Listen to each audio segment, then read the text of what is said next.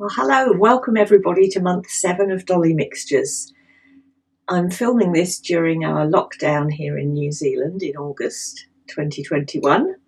It's only been a brief one, a couple of weeks, but all during this lockdown I've been filming month 7. And it's been lots of fun, a bit of a challenge at times for supplies, but we've got it done. So this month we're going to make the compass block.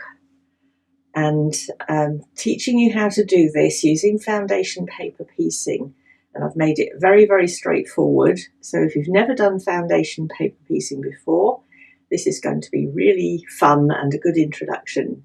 If you've done it before, it'll be a breeze for you.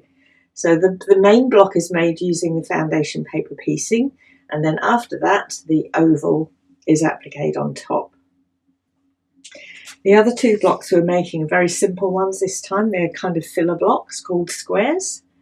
This one here, which is the first one, and the second one is this one.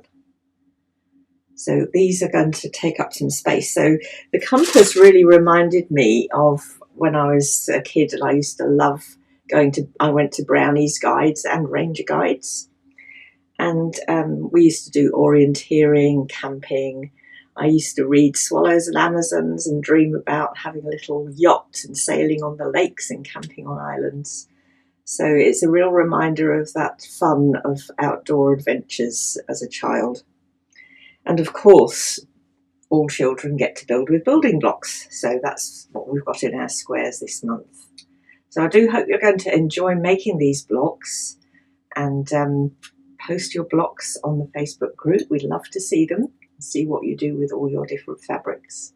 Have fun and enjoy month 7.